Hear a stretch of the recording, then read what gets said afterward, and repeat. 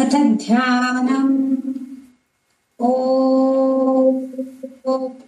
अरुणकमल संस्थातद्रजा कुञ्जवर्णा करकमलधृतेष्टा भीतियुग्माम्बुजाता मणिमुकुटविचित्रालङ्कृतिः पद्ममाला भवतु वनमाता सन्ततं श्री श्रियै नमः। आतापर्यंतच्या भागामध्ये 2 भागांमध्ये आपण श्री सूक्त म्हणजे काय आहे त्याचे 15 ऋचा आपण बघितल्या, 16वी फलश्रुतीची 1 ऋचा पण आपण बघितलेली आहे. पण एकाच श्लोकामध्ये फलश्रुती आहे असं नाहीये, तर फलश्रुतीचे आणखीनही काही श्लोक आहेत आणि त्या श्लोकांचं आपण आज अर्थ बघणार आहोत. 16वी ऋचा जी आहे ती फलश्रुतीची म्हणून ओळखली जाते. 15 ऋचा ज्या आहेत त्या आवर्तनासाठी घेतल्या जातात. 16व्या ऋचेमध्ये श्री प्राप्तीसाठी म्हणजे ज्या श्री सुक्त आपण जे वाचतोय तिच्या प्राप्तीसाठी इच्छा करतो, उपासना करतोय आपण. आणि ते भक्तानं कशी करायला पाहिजे तर शुचिर्भूत होऊन मंत्र तंत्र जप आचरण म्हणजे शरीराने आणि मनानं शुद्ध होऊन हे श्री सूक्त वाचायचंय, त्याचा जप करायचा आहे, मंत्र करायचा आहे, आवाहन करायचं आहे, कुंकुमार्चन करायचं, हे सगळं करायचंय असं सांगितलंय. त्याच्या पुढं 16वी ऋचा ही झाली की यशुची प्रेतो भूत्वा जुहुयादा जमनवाम सूक्तम पंचदशर्चम च श्रीकाम सततै जपे. सतत म्हणायला सांगितलंय म्हणजे आपण सतत याचं पारायण पुन्हा पुन्हा केलं पाहिजे असं सांगितलेलं आहे. आता 16व्या ऋचेमध्ये ती ऋचा अशी आहे. ओम पद्मानने पद्म उरु पद्माक्षी पद्म संभवे तन्मे भजसी पद्माक्षी येन सौख्यलभाम्यहम. असा आहे म्हणजे पद्मानने पद्म म्हणजे हे कमळाप्रमाणे नेत्र कमल असलेली, कमळाप्रमाणे मुख कमल असलेली, कमळाप्रमाणे कांती असलेली, कमल स्वरूपी आणि कमळावर विराजमान झालेली लक्ष्मी माता. म्हणजे हे लक्ष्मी माते तू कशी आहेस तर कमळाप्रमाणे आहेस. तू सदैव माझ्या घरी तन्मे भजसी पद्माक्षी येन सौख्य लभाम्यहम. की तुझं जर मी सतत स्मरण केलं, तुझी भक्ती केली तर तू माझ्या घरी सदैव निवास करून मला सुख ऐश्वर्य प्रदान कर. येन सौख्य लभाम्यहम म्हणजे तुझ्या पूजन अर्चनानं मला सुख लाभ होऊ दे, सुख ऐश्वर्य प्रदान तू कर म्हणजे मला मिळावं तुझ्याकडून, ही अपेक्षा पहिल्या श्लोकामध्ये. फलश्रुती म्हणजे फळ देणं, घेणं, तिच्याकडनं मागणं आपलं तिच्याकडे की मला तू हे फळ दे, मला हे दे असा अर्थ आहे त्याच्याकडे. हा झाला पहिला. म्हणजे पद्मानने पद्म, हे सगळं पद्म पद्म पद्म म्हणजे कमळ, कमळासारखं आहे. पद्माक्षी पद्मासारख्या डोळ्यांची, पद्म संभवे म्हणजे पद्मासारखं मुख असलेली, कमळ संपाची आहे, कमळावर विराजमान, असं पहिल्या श्लोकामध्ये. दुसऱ्या श्लोकामध्ये ते म्हणतात ऐश्वदायी गोदायी धनदायी महाधने धनम मे लभतां देवी सर्व कामांश्च देहि मे. शेवटची ओळ जी आहे सर्व कामांश्च देहि मे म्हणजे मला जे सगळं काही हवं आहे ते तू मला सगळं दे. म्हणजे माझ्या सगळ्या मनोकामना तू पूर्ण कर अशी अपेक्षा तिच्याकडनं केलेली आहे. असं फळ तिच्याकडे आपण मागतोय. काय काय मागतोय? अश्वदाय गोदाय. त्या काळामध्ये पशुधन म्हणजे कृषीप्रधान आपण होतो, सगळेजण कृषीप्रधान देश होता आणि त्यामुळे त्यावेळेस गोधन पशुधन याची जास्त ऐश्वर्य मानलं जायचं. ज्याच्याकडे गाई जास्त तो श्रीमंत असं मानलं जायचं. त्यामुळं हे धनश्री, हे देवी तू मला गजधन, अश्वधन, गोधन, विपुल संपत्ती, महाधने म्हणजे विपुल संपत्ती मला दे असे नानाविध मे लभतां देवी सर्व कामांश्च देहि मे. जे त्या देवीकडे श्रीदेवीकडे अशी मागणी करतोय की नानाविध ऐश्वर्य तू मला प्रदान कर आणि माझ्या सर्व मनोकामना तू पूर्ण कर. केव्हा? सर्व कामांश्च दे ना, यासाठीच मी तुला सर्व भावे शरण आलो आहे. मुख्य म्हणजे तिला नत होणं, शरण होणं हे गरजेचं आहे. त्याशिवाय ती आपल्याला फलप्राप्ती कशी देईल? आपण जेव्हा तिला शरणागत होऊ तेव्हाच ती ते ऐश्वर आपल्याला प्रदान करणार आहे. तिसरा जो श्लोक आहे तो श्लोक आहे पद्मानने पद्म विपद्मपत्रे पद्मप्रिये पद्मदलायताक्षी विश्वप्रिये विश्वमनोनुकूले त्वत्पाद पद्मं मयी सन्निधत्स्व. तिसऱ्या श्लोकामध्ये अशी अपेक्षा करतोय तो भक्त, सांगतोय पद्मानने पद्म विपद्मपत्रे. पद्मानने म्हणजे काय? तर हे कमलाचं म्हणजे कमळाच्या मुखासारखं, कमळ जसं टवटवीत असतं, प्रसन्न असतं, बघितलं की शुभ असतं, तसा तुझा चेहरा आहे. आनन म्हणजे चेहरा. पद्म विपद्मपत्रे म्हणजे तू त्या कमलासनावरती बसलेली आहे. पद्मप्रिये पद्मदलायताक्षी, तुझे डोळे जे आहे कमल नेत्रेसारखे आहेत, तुझे चरण कमल. आणि विश्वप्रिये विश्वमनोनुकूले त्वत्पाद पद्म मयी सन्निधत्स्व, माझ्या सान्निध्यात असू दे. म्हणजे काय आहे? तर हे कमलानने, हे श्री महालक्ष्मी, हे श्रीदेवी, तू कमलासन आहेस, कमळावरती बसलेली आहेस, कमळ नेत्री आहेस. आणि ह्या जगाची कशी आहेस? या जगावर तुझीच माया आहे. पद्मप्रिये पद्मदलायताक्षी, पद्मप्रिय, तुला ते कमळ प्रिय आहे आणि विश्वप्रिय पण तू आहे. म्हणजे तुला पद्मप्रिय आहे आणि विश्वाला तू प्रिय आहे. मग अशी विश्वाला प्रिय असणारी म्हणजे काय? तू जगाला प्रिय आहे, जगावर तुझी माया आहे. आणि त्यामुळं तुझ्या चरणकमलांवर मी भक्तिभावाने विश्व मनोनुकूले त्वत्पाद पद्म, तुझ्या चरणांवरती मी सदैव लीन होऊन पूजा करतोय, शरणागत आलेला आहे. आणि त्यामुळे म्हणून तू काय कर? मयी सन्निधत्स्व, मला तुझ्या जवळ ठेव, तुझ्या हृदयात. म्हणजे तू माझ्या हृदयात साठवून राहा, म्हणजे तू माझ्याजवळ सतत सानिध्यात राहा. तुझ्या सानिध्यामध्ये मला राहायचंय. तिच्या सानिध्यात राहायचं म्हणजे 24 तास काय देवळात बसून राहणं शक्य आहे का आपल्याला? पण नाही, ती भगवती देवी जी आहे, ती देवीची शक्ती जी आहे ती आपल्या हृदयस्थ आहे. आणि म्हणूनच ती तो भक्त म्हणतोय की हे देवी, की मी भक्तिभावानं तुझं पूजन करतोय आणि ते पूजन केल्यावर मी तुला माझ्या हृदयात साचवून ठेवतोय, मी तुला कधीही विसरणार नाही. विश्व मनोनुकूल, तू अनुकूल आहेस विश्वाला आणि त्यामुळे तू माझ्या हृदयामध्ये वास करायला ये. मी तुला सदैव माझ्या हृदयाशी ठेवीन. आणि अर्थात तिला तुम्ही हृदयात ठेवणार म्हणजे ती पण तुम्हाला हृदयामध्ये धारण करणार आहे, ती तुमच्या हृदयात येणार आहे. म्हणजे तू मला, मी तुला कधीही विसरणार नाही आणि तूही मला कधीही विसरणार नाहीयेस, नकोस, कारण मी भक्तिभावानं तुझं पूजन करतोय. असा तो भक्त इथं तिला सांगतोय, तिच्याकडे मागणं मागतोय. पुढचा जो श्लोक आहे त्याच्यामध्ये तो म्हणतोय पुत्र पौत्रं धनं धान्यं हस्तश्वादिगवेरथं प्रजानां भवसि माता आयुष्मंतं करोतु मे. बघा, त्या लक्ष्मी मातेकडे, श्रीमातेकडे मागणी करतोय. काय म्हणतोय? तू या संपूर्ण जगताची प्रजानां भवसि माता. प्रजा म्हणजे हे जगत, म्हणजे जगतामध्ये, या जगामध्ये असणारे जे सगळे लोक आहेत, जे सगळं जगत विश्व आहे, त्या विश्वाची तू माता आहेस. त्यामुळे तू कसं आहेस? पुत्र पौत्रं धनं धान्यं हस्तश्वादिगवेरथं. ते म्हणते की त्यामुळे तू काय, माझ्या वंशामध्ये, श्लोक नंबर या श्लोकामध्ये, चौथ्या श्लोकामध्ये, हे लक्ष्मी देवी, तू या संपूर्ण जगताची विश्वाची माता आहेस.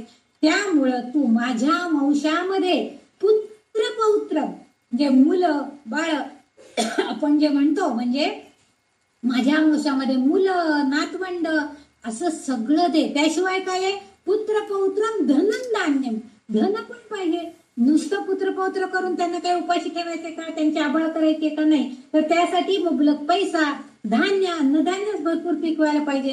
त्याशिवाय हस्तश्व, हस्ती म्हणजे हत्ती आणि अश्व, हत्ती, घोडे, रथ, दिगवे रथम म्हणजे चांगल्या प्रकारचे दिव्य रथ सुद्धा तू मला दे. याचा अर्थ तू मला ऐश्वर संपन्न कर, वैभव दे, हे सगळं तू मला दे. आणि असं ऐश्वर आहे हे उपभोगायला आयुरारोग्य तर चांगलं हवंच ना. त्यामुळं तो भक्ती देवीकडे म्हणतोय की हे देवी, तू हे सगळं वैभव तर मला दे, त्याशिवाय तू मला सुखी कर आणि आयुष्मंतम करो तुम्ही, तू मला दीर्घ आरोग्य म्हणजे आपलं शरीर साथ देत असेल तर आपण सगळ्याचा उपभोग घेऊ शकणार आहे. अन्यथा आता आपण कॉटवर म्हणजे बेडला धरून राहू लागतो.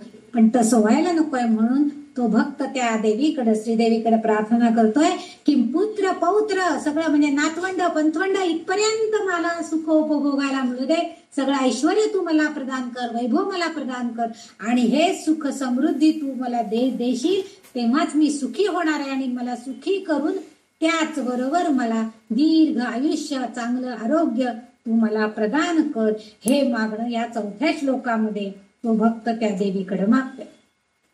पुढचा जो 5 नंबरचा श्लोक आहे अतिशय छान आहे आणि आपल्या सगळ्यांना सहज त्याचा अर्थ करू. धनम अग्निर, धनम वायुर, धनम वसु, धनम सूर्यो, असं त्यांनी सगळं म्हटलेलं आहे. धनम इंद्रो बृहस्पतिर्वर्णो धनमस्तु मे, छान म्हटलेलं आहे.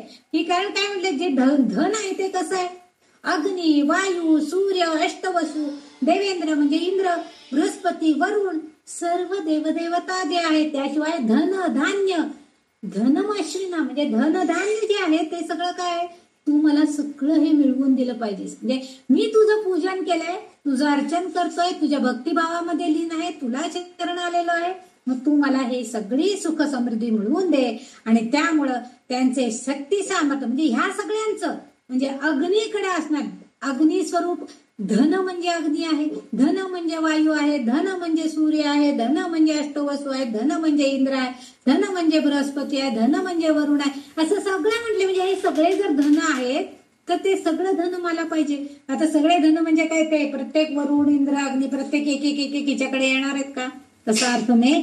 त्या सगळ्यांकडे जे गुण आहेत त्या सगळ्या गुणांनी युक्त तू मला कर, की ज्यामुळं मी नेहमी शक्ती आणि सामर्थ्याने संपन्न राहील, आणि ते तू मला मिळवून दे. म्हणजे त्यांच्याकडं असणारी जे गुणसंपन्नता आहे ते तू मला मिळवून दे. म्हणजे जर अग्नीमध्ये जे सामर्थ्य आहे, तेज आहे, जो प्रकाश आहे, किंवा इतरांना उष्णता देऊन चांगलं कार्य करण्याची जी वृत्ती आहे ती सगळी तू मला दे. नंतर वायू, वारा जो आहे, खूप सोसाट्याचा वारा सोडला तर सगळी झाडं उन्मळून पडतात, पाण्याला प्रवाहाला वेग वाहतो, पण त्याच्या तसं नकोय मला. त्या वाऱ्यामुळे जी मला एक गारवा निर्माण होतोय माझ्या मनाला, तो गारवा देण्याचं माझ्याकडे नाही. म्हणजे सगळ्यांमध्ये जे चांगले गुण आहेत, सूर्य सुद्धा तळपता सूर्य बघायला आपल्याला आवडत नाही, पण उगवता सूर्य बघायला आपल्याला आवडतो. याचा अर्थ त्याची जी लालिमा आहे, त्याचं जे तेज आहे ते सगळं तू मला दे, मला ते तू द्यायचंय, आणि सुख समृद्धी तू मला मिळवून दे.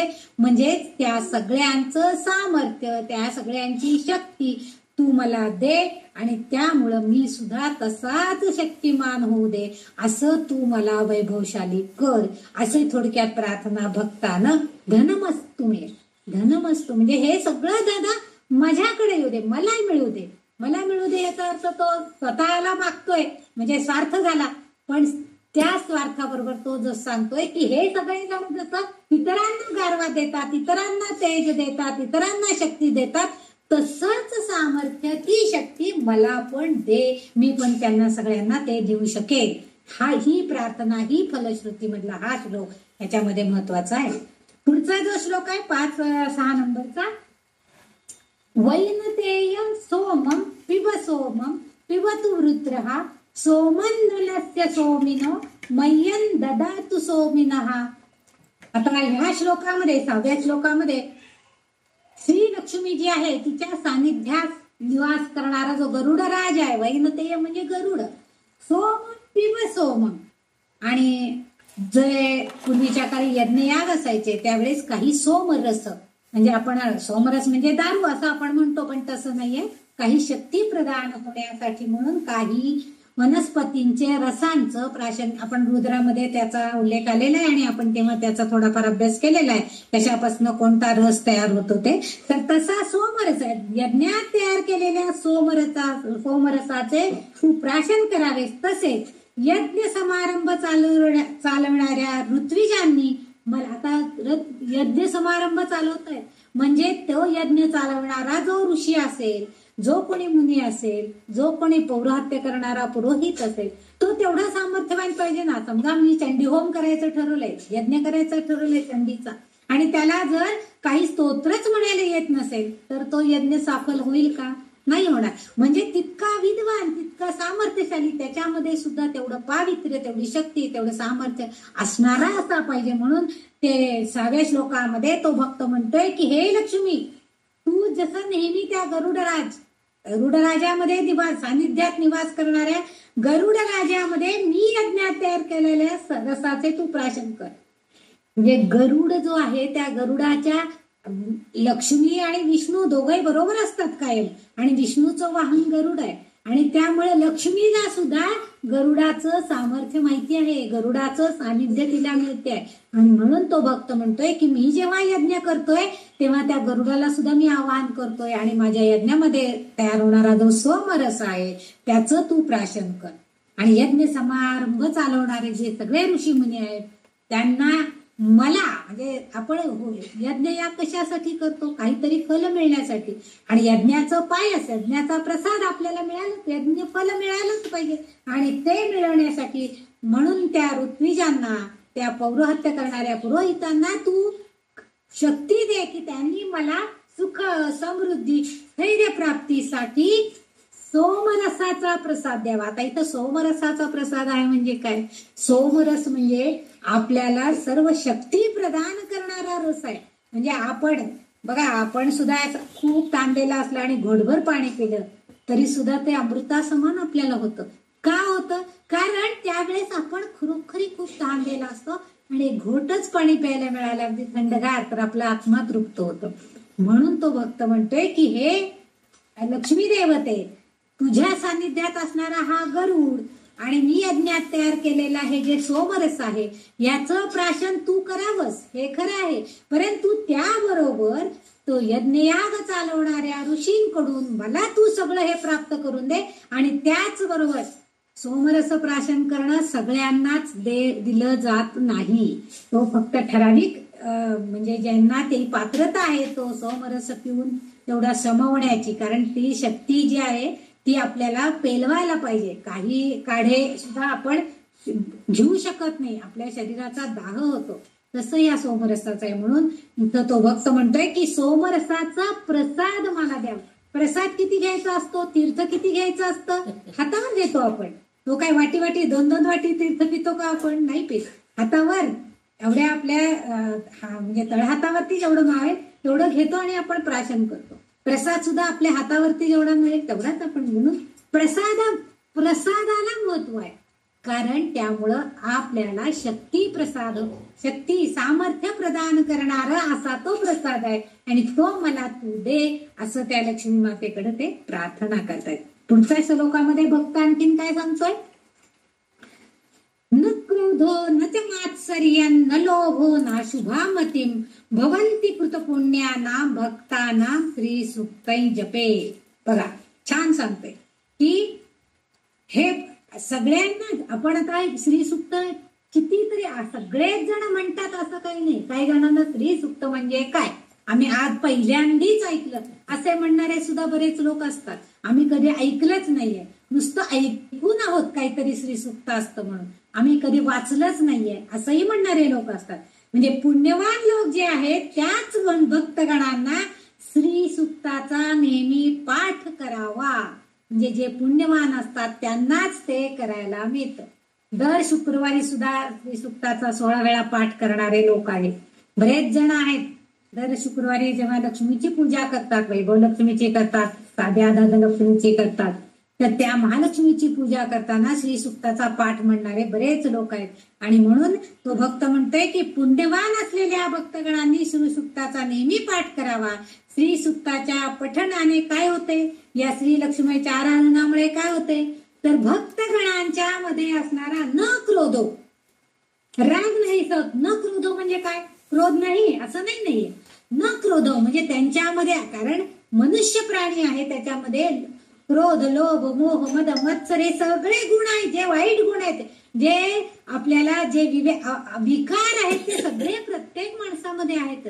पण यांचं जर आपण पठण केलं या श्री सुक्ताचं तर काय होतंय? आपल्या शरीरामध्ये असणारे, आपल्या देहामध्ये असणारे जे विकार आहेत, क्रोध, लोभ, मत्सर हे सगळे नाशुभा मती, माझ्या बुद्धीमधून हे सगळं नाहीसं होऊ दे आणि ह्या सगळ्या जे शत्रू आहेत, हे षड्रिपू जे शत्रू आहेत, त्या सगळ्यांपासून मला मुक्तता मिळू दे, असं ह्या भक्तानं छान मागणं केलेलं आहे. आपण सुद्धा सगळेजण जेव्हा हे श्री सुक्ताचा पाठ करतो तेव्हा शेवटचं मागणं हेच आहे त्याच्याकडं, की बाबा माझ्यातले जे दुर्गुण आहेत, हे सगळे षड्रिपू जे माझ्यामध्ये ठासून भरलेले, जरा काय झालं, कोणाला उशीर यायला झाला की आपण हे काय उशिरा किती आला, लवकर जॉईन व्हायचं नाही का, आपल्याला लगेच राग येतो. पण हे उपयोग आहे. तर अशा तऱ्हेनं तो भक्त म्हणतोय की माझ्यातले न क्रोध, न मत्सर, न लोभ, हे सगळं, न अशुभ म्हणजे अशुभ माझ्या मध्ये काही घडायला नको, मला कशाचाही क्रोध वाटायला नको,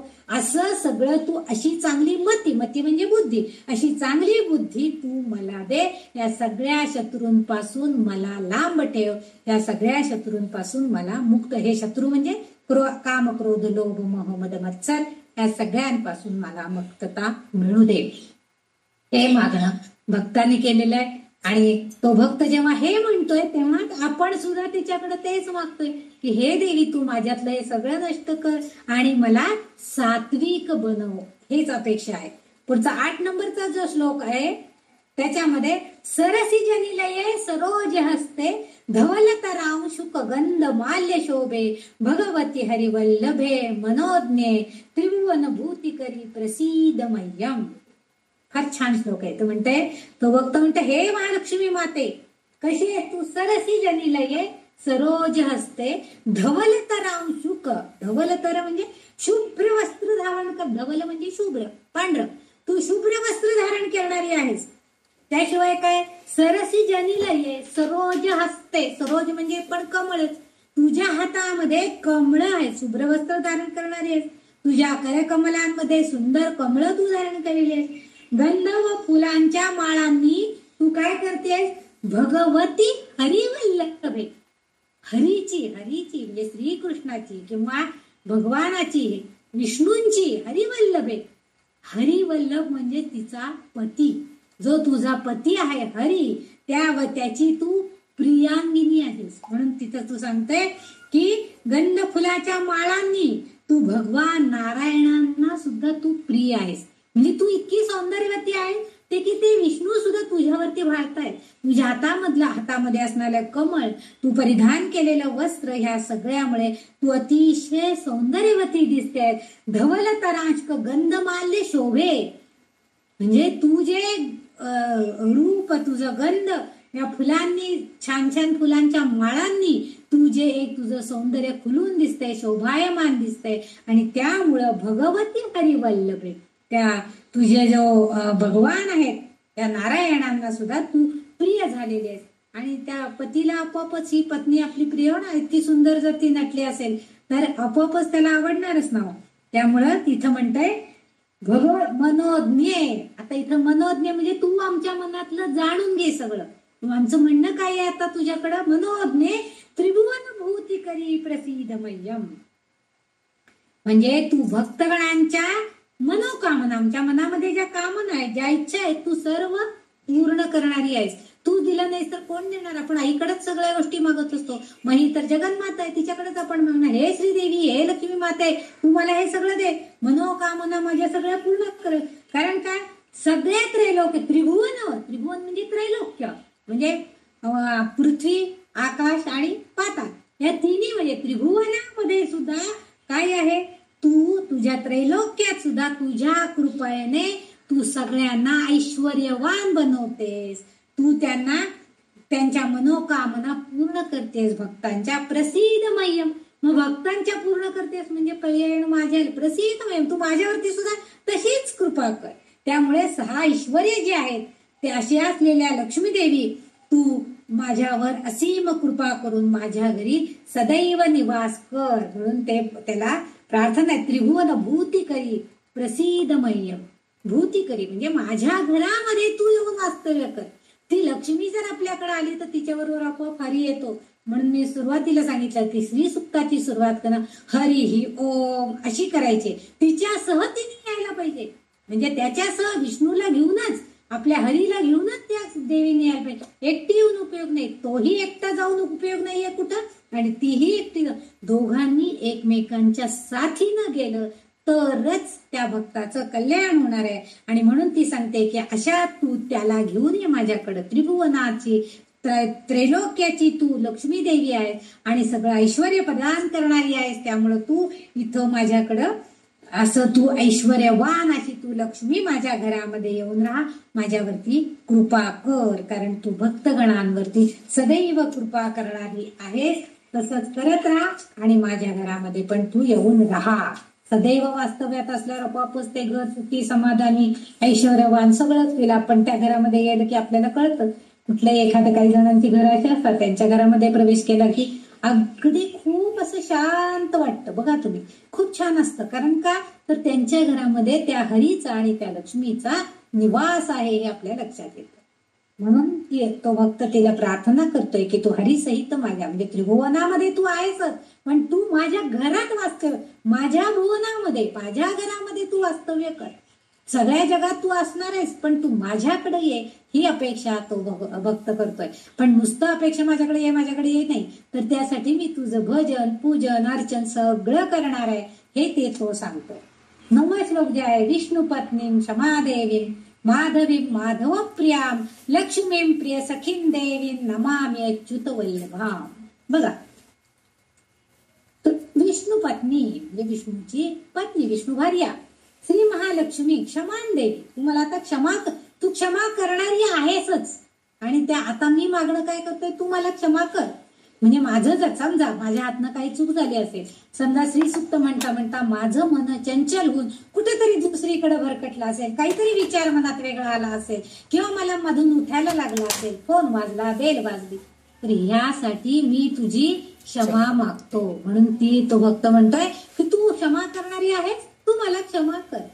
पुढे सांगते माधवी माधव प्रिया, म्हणजे श्रीहरीस म्हणजे भगवंतास तर तू प्रिय आहेस. माधवाला जे श्रीहरी विष्णूला तू प्रिय आहे, तर प्रियतम आहेस. नुसती नाही, तू त्याची प्रियतमा आहेस, तू प्रिय आहेस त्याला. आणि तुझ्याशी मैत्री करणे लक्ष्मी प्रिय सखी. मग अशा त्या म्हणजे तू माधवी रूपामध्ये आहे, तू मधु म्हणजे सगळ्यांचं गोड करणारी आहेस म्हणून माधवी आहे. मधुपणा म्हणजे गोडपणा तिच्यामध्ये, माधुर्य तुझ्यामध्ये आहे. त्याशिवाय तू विष्णूची पत्नी आहेस, तू क्षमा करणारी आहेस आणि तू त्या माधवाला प्रिय आहेस, हरीला प्रिय आहेसच. पण त्याशिवाय काय, लक्ष्मी प्रिय सखीं देवी. हे लक्ष्मी, हे देवी, हे लक्ष्मी, काय कर, तू माझी मैत्री, माझ्याशी मैत्री कर. सख्य मैत्री आपण दासबोधामध्ये शिकलोय. सख्य मैत्री म्हणजे काय आहे, त्याच्यामध्ये आपण जास्त जवळ जातो. बघा, काही गोष्टी अशा असतात की आपण सगळ्यांजवळ सांगू शकत नाही, पण आपल्या मित्राजवळ, आपल्या मैत्रिणीजवळ, जी कोण आपली सखी असेल एखादी, तिच्याजवळ आपण अगदी सगळं आपल्या मनातलं उलगडून सांगत असतो की नाही ग, असं नाहीये, काय करू, मला कळतंय माझं चुकतंय, पण काय करू, असं होतंय म्हणून हे असं होतंय. सगळं म्हणजे चुकाही कबूल करते आणि जे चांगलं होत नाहीये त्याच्याबद्दल तक्रार पण तिच्याकडेच करते. चांगलं झालेलं आहे तिला, आमच्या मुलांनी घर घेतलं नवीन, सगळ्यात पहिल्यांदा आपण आपल्या मित्रामैत्रिणींना सांगतो. म्हणजे जे चांगलं आहे तेही सांगायला सखी पाहिजे, आणि जे वाईट होत आहे त्याच्यासाठी तक्रार करायला सुद्धा सखी पाहिजे. म्हणून इथं तो भक्त म्हणतोय की तुझ्याशी मैत्री कराय. म्हणजे आता बाकीच्या मित्रमैत्रिणी कशाला पाहिजे, त्या लक्ष्मी देवीलाच आपण मैत्रीण करून घ्यायचंय. मग तिच्या जवळच आपण आपली सगळी दुःख गाराणी आणि चांगलं की तुझ्या कृपेनं काय ग देवी, तू मला किती दिलंय ऐश्वर्य, खरंच मला आता ना भरभरून देता किती देशील देव घेशील दो कराने, अशी माझी अवस्था झाली ग. किती तू माझी छान बाग फुलवलीस, किती फुलं आलीत माझ्याकडं, किती मला सोनं नाणं झालंय, मला वाटत पण नव्हतं मला एवढे 50 तोळे सोनं मिळेल. म्हणजे एक अशी कल्पना, अशी कृतज्ञता जी आहे ती आपण तिच्याविषयी व्यक्त करायला पाहिजे. ही फक्त भावना मैत्रीच्या ठिकाणी आहे. आपण त्या मैत्रिणी, अगं कशाला तू एवढा त्रास घेतलास, आलेच ते ना मी तुझ्याकडे, नाही ग तू एकटीच आहेस घरात, म्हटलं चला तुझ्याकडे जाऊ. ही जी आहे ही कृतज्ञता भावना आहे, म्हणजे आपल्या मैत्रीची त्याच्यामधली दृढता आहे. आणि म्हणून तुझ्याशी मैत्री करण्यासाठी भक्तगणांना अतिशय आनंद होतो. कारण काय, तो आनंद, ती आनंद देणारीच आहे, ती स्वतः आनंदी आहे, इतरांना आनंद करणारी आहे. त्यामुळं आपोआपच तिची असीम कृपा नमामि अच्युत वल्लभा म्हटलेलं आहे. म्हणजे त्यामुळं तुझी जी कृपा आहे ना, मग मी तुला शरण आलेलो आहे, किंवा तुझ्याशी मैत्री करतोय, तुला शरण येतोय, तुला तुझी प्रार्थना करतोय. त्यामुळे कशी आहे, असीम कृपा तुझी संपादन करण्यासाठी तू स्वतःच स्वयंप्रकाशमान असल्याने तुला माझे शतकोटी प्रणाम, असं तो भक्त सांगतोय. नमामि अच्युतवल्लभं, कारण तू अगदी मैत्री सारखी आहेस, मैत्रिणी सारखी आहेस, त्यामुळे तुझ्याकडे सांगायला मला काही वाटत नाहीये. तू स्वतः आनंदी आहेस, इतरांना आनंद देशील आणि तू स्वतः स्वयंप्रकाशी आहेस. भगवते आपण जेव्हा भवानी देवी भागवत वाचते त्याच्यामध्ये ती स्वयंप्रकाशी देवी आहे असं सांगितलं जाते. त्यामुळे ती स्वतःच्या प्रकाशाने इतरांना सुद्धा प्रकाशित करते, इतरांना ते आपलं तेज देते. त्यामुळं अशा असणाऱ्या लक्ष्मी मातेला, आणि जी अच्युत म्हणजे सुद्धा विष्णूच आहे, त्या विष्णू वल्लभाला, विष्णूला प्रिय असणारी आहे, अशा त्या तुम्हा दोघांनाही, जे विष्णूचं ते आणि हिची लक्ष्मीची शक्ती, हे दोन्ही एकत्र आल्यावरच तेजपुंज असं आपल्याला बघायला मिळतं त्यांचं अस्तित्व. आणि म्हणून अशा त्या तुम्हा दोघांना शतकोटी प्रणाम, शतकोटी नमन, असं या श्लोकामध्ये तो भक्त म्हणतोय. पुढचा 10वा श्लोक जो आहे, महालक्ष्मीच विद्महे विष्णू पत्नीच धीमहि तन्नो लक्ष्मी प्रचोदयात्. छान सांगितलेलं आहे. तो काय सांगतोय, महालक्ष्मीच विद्महे म्हणजे हे लक्ष्मी, त्या प्रसन्नतम महालक्ष्मीच्या अद्भुत प्रभावाची आम्हाला जाणीव आहे. महालक्ष्मीच्या विद्महे, तू जे काय घडवून आणतेस त्या सगळ्याचा प्रभाव कसा आहे याची आम्हाला जाणीव आहे. आपण एखादी पूजा अर्चा आरती वगैरे केलं की आपण हे नेहमी लक्ष्मीच्या साठी म्हणून नेहमी हा गायत्री मंत्र म्हटला जातो शेवटी आरती नंतर, महालक्ष्मीचे विद्महे विष्णू पत्नीचे धीमहि तन्नो लक्ष्मी प्रचोदयात्, असं आपण नेहमी, जसं गणपतीचा म्हणतो एकदंतम, तसं हा महालक्ष्मीचा पण आठ म्हणतो. म्हणजे पुढे तर सांगते विष्णू पत्नीचे धीमहि, तू कशी आहेस, विष्णूची पत्नी आहेस, त्यामुळं त्या पत्नीचे आम्ही सदैव ध्यान करतो. बघा, विष्णूच्या पत्नीचं सुद्धा मी धीमहि म्हणजे इथं ध्यान करणे असा अर्थ आहे. म्हणजे आपण नेहमी आम्ही तू सगळा अद्भुत प्रभाव दाखवणारी आहेस आणि विष्णूची पत्नी पण आहेस. आता विष्णू आला म्हणजे तोही प्रसन्नच आहे, हो, तोही आपल्यावरती कृपा करणारच आहे. आणि त्याचं ध्यान, त्याच्या पत्नीचं ध्यान केलं आपोआप त्याचं पण ध्यान होणारच नाही. आपण त्याला विसरू शकणार आहे का नाही, कारण त्याची पत्नी आहे म्हटल्यावर त्याचंही ध्यान आपोआपच होणार आहे. त्यामुळं अशा ह्या जगदंबा महालक्ष्मीने तन्नो लक्ष्मी प्रचोदयात्, अशी तू लक्ष्मी आहेस आणि हे जगदंबा, हे महालक्ष्मी, तू आम्हाला सद्बुद्धी दे, प्रचोदयात्, चांगलं करण्याची, चांगली सत्प्रवृत्ती असण्याचं आम्हाला प्रदान कर, आम्हाला अशी प्रवृत्ती दे, अशी सद्बुद्धी दे की जेणेकरून आम्हाला हे सगळं प्राप्त होईल. म्हणजे त्या तुझं सानिध्य आम्हाला मिळेल, तुझ्या अद्भुत प्रभावाची आम्हाला कल्पना येईल, त्याशिवाय तुझं ध्यान करण्याचं सुद्धा आम्हाला भाग्य लाभेल, असं अपेक्षा आपण ठेवतो. म्हणजे आपण आरती करताना की तुझं ध्यान आम्ही करतो आहोत आणि ती सद्बुद्धी तू आम्हाला दे, हेच आपण तिच्याकडे मागतोय. आणि आता शेवटचा जो श्लोक आहे, त्या शेवटच्या श्लोकाविषयी मी आधी पण थोडंफार सांगितलेलं आहे, तरी सुद्धा पुन्हा एकदा सांगते.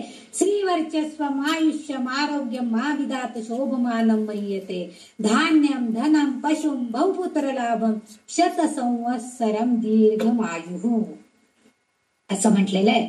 आता श्रीवर्चस्व म्हणजे काय, सत्ता. आता ही सत्ता कोणती आहे, ज्ञान सत्ता आहे.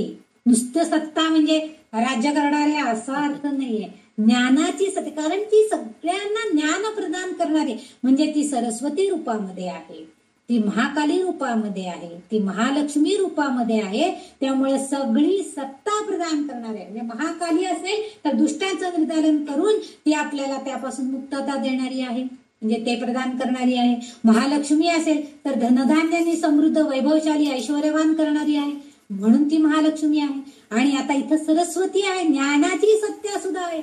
ज्याला थोडंफार तरी समजून घेण्याची इच्छा आहे, ज्ञान संपादन करण्याची इच्छा आहे, अशी ती ज्ञान सत्ता असणारी ही श्री वर्चस्व, तिचं वर्चस्व तेच आहे. ती सगळ्यांना ज्ञानाची सत्ता आहे, तिच्याकडे सगळी सत्ता आहे, म्हणजे ती सगळ्यांना ज्ञान प्रदान करणारी आहे.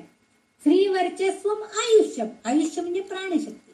आपल्यातली जर प्राणशक्ती गेली तर आपण अचेतन होतो, शरीर म्हणजे संपलं आपलं. तर म्हणून ती प्राणशक्ती आहे. दीर्घायुष्य, आरोग्य, देवीची सेवा स्तुती आराधना आपण करता यावी यासाठी.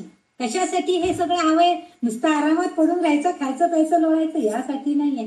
तर हे देवी तुझं जे ज्ञान आहे तुझ्याविषयीचं ते सगळं मला संपादन करायचंय. चांगलं आयुष्य मला कशासाठी हवं आहे? तर माझं दीर्घायुष्य देवीची स्तुती सेवा तिची आराधना करता यावी म्हणून माझं आयुष्य सार्थकी लागलं पाहिजे. म्हणून तू मला दीर्घ आयुष्य दे कारण मी ते आयुष्य सत्कारणी लावणार आहे. म्हणून तो सांगतोय की आयुष्य आरोग्य.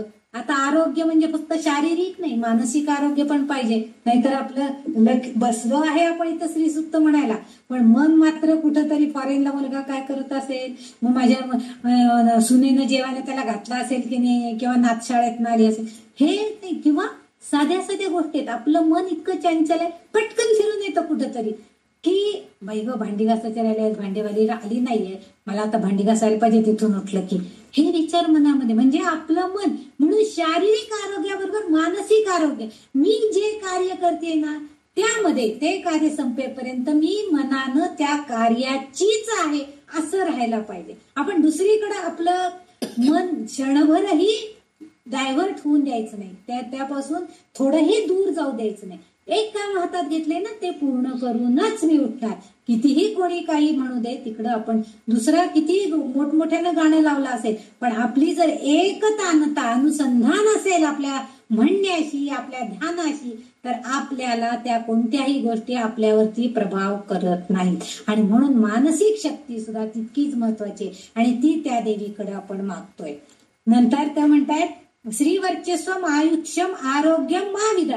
अविधा म्हणजे भेदशून्य, दोष नाही, कोणताही दोष नाही, दोषरहित असणारी मनाची जी निर्दोष अवस्था आहे. म्हणजे मनामध्ये कोणाविषयी राग लोभ नको, कोणाचा द्वेष करायचा नाही, किंवा काही कमी मिळालं म्हणून न्यून पण बाळगायचं नाही, खूप जास्त मिळालं म्हणून पण जास्त हुरळून पण जायचं नाही. म्हणजे निर्दोष अवस्था. म्हणजे आपलं मन अगदी निरामय ठेवायचा प्रयत्न करायचा आहे. ह्याला आविधा असं म्हटलेलं आहे. आविधा शोभमानमय. शोभमान म्हणजे आता शोभा कशाची असते? सौंदर्याची असते. मग ते मनाचं सौंदर्य असू दे, ते शरीराचं सौंदर्य असू दे, आपल्या वाणीचं सौंदर्य असू दे. एखाद्या दिसायला खूप काहीतरी असेल, पण बोलताना म्हणजे नुसती सरस्वती वाणी जिभेवरती जर त्यांच्या असेल तर ते बोलणं सतत ऐकत राहावं वाटतं.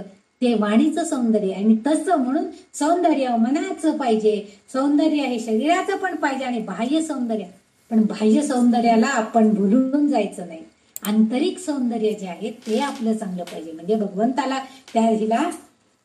देवीला हे आध्यात्मिक अर्थ असा आहे की बाह्य सौंदर्यामध्ये धन धान्य लक्ष्मी सगळं असलं की आपाप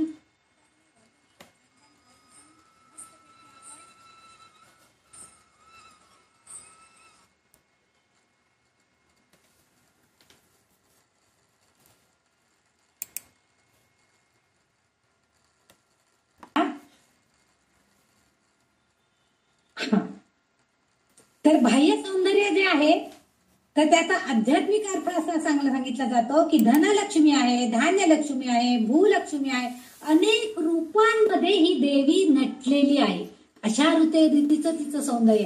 सुंदर शेतामध्ये सुंदर पीक उभं राहिलेलं आहे, धान्य लक्ष्मी आहे ती.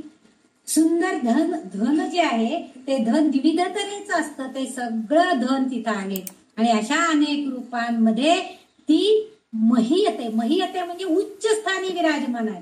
जे सगळं चांगलं आहे तेच सगळं ह्या माझ्या देवीकडे आहे, श्रीदेवीकडे आहे. त्यामुळे उच्च स्थानी विराजमान असणारी महीयते म्हणजे उच्च स्थानी विराजमान आहे, हा तिचा महिमा आहे. श्री ऐश्वर्यम. श्री म्हणजे ऐश्वर्य, संपन्नता, परमोच्च अवस्था आहे. आणि ही देवी संपत्ती बहुपुत्र, त्यांनी म्हणले धान्यम धनम पशुम बहुपुत्र लाभ. त्या वेळेचा असणारा गोधन पशुधन अश्वधन हत्तीधन हे सगळं जे आहे ते भरपूर मला सगळं मिळू दे. ही सगळी स्त्री आहे. म्हणजेच हे सगळं चांगली दैवी संपत्ती ही जी आहे, परमोच्च संपन्नता ही जी आहे. पुत्र पौत्र हे सुद्धा भाग्यानं मिळतं, नाहीतर काही काही जणांच्या वंशामध्ये ते येऊच शकत नाही. आणि म्हणून ते सांगतायत की आता अर्थात हे बहुपुत्र कशासाठी?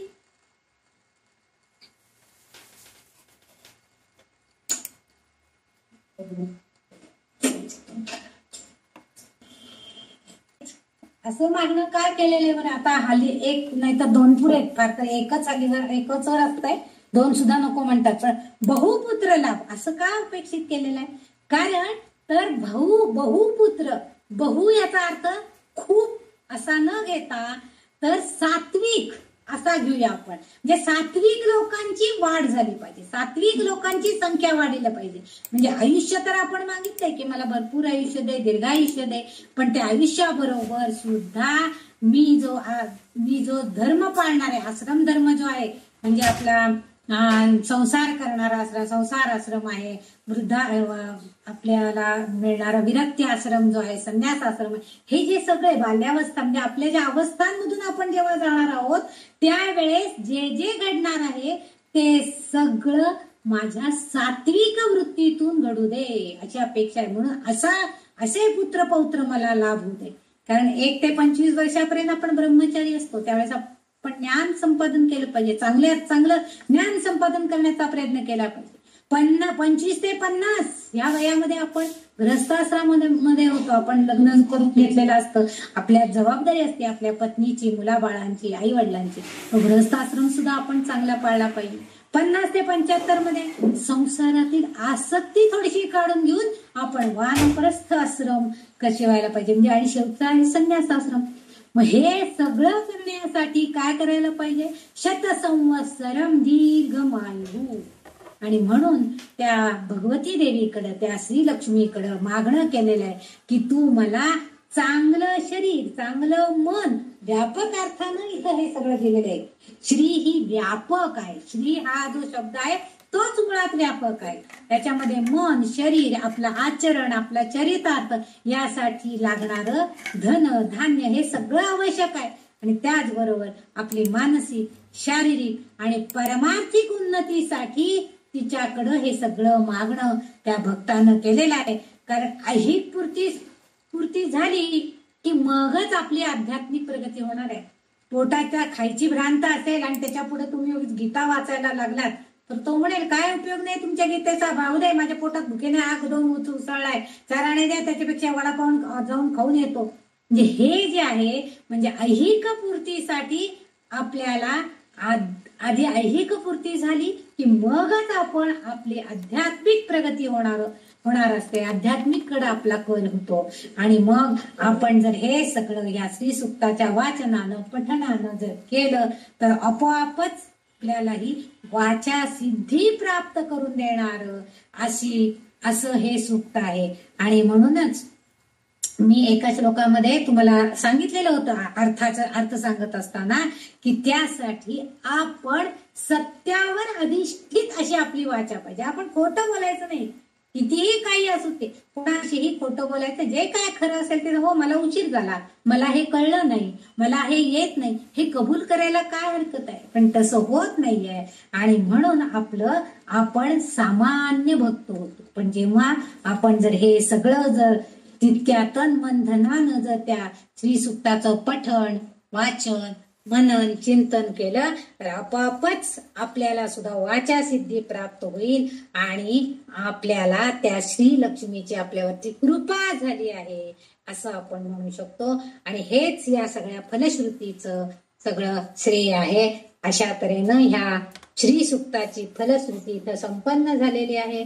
आणि हे सगळं आपण तिच्याकडं मागणं केलेलं आहे आणि ती तर द्यायलाच बसलेली आहे. आणि त्यामुळेच आपण मागतोय तिच्याकडं की बाई हे काय आहे की माणूस हा लक्ष्मीची इच्छा करणारच आहे. आणि म्हणून ते जे 16वी ऋचा जी आहे ती लक्षात ठेवायची आहे की शुचिर्भूत होऊन जितेंद्रियांना नियमपूर्वक असं जे 15 ऋचांचं सूक्त आहे हे नियमितपणे जपायचंय. आणि या सूक्ताचा रोज जर एक फुलवात लावून जरी नुसता होम केला तरी संपत्ती आणि मनोकामना इच्छा पूर्ण होण्यासाठी, विपुल संपत्ती प्राप्त होण्यासाठी ही श्रीदेवी आपल्याला निश्चितच सहाय्यभूत होते. एवढंच या श्री सूक्ताचं वैशिष्ट्य आहे. आणि आपण सगळ्यांनी ते श्री सूक्त म्हणण्यासाठी आपण शिकलेलो आहोत आणि चांगल्या प्रकारे न चुका करता काया वाचा मनानं एक रूप होऊन ते म्हणण्याचा प्रयत्न करायचा. आपल्याला निश्चितच त्याचं चांगलं फळ मिळेल. इथेच माझ्या मुखातून जे काय तोडकं मोडकं फलश्रुतीचा अर्थ सांगण्याचा मी प्रयत्न केला, जे काय चांगलं झालं असेल ते त्या श्रीदेवी चरणी अर्पण, जे काय चुकलं माकलं असेल ती माझी चूक आहे, मलाच जर समजलं नाहीये तर मी काय सांगणार, अशा तऱ्हेनं मी स्वतःलाच दोषी समजते. आणि जे जे मला समजलं ते मी तुम्हाला सांगण्याचा प्रयत्न केलाय. आणि एवढं बोलून एवढं सांगून इथेच मी या फलश्रुतीच्या विवेचनाला समाप्त करते, विराम देते. जय श्री जगदंबा माता, ओम श्री भवानी माता, श्री महालक्ष्मी देवी नमः.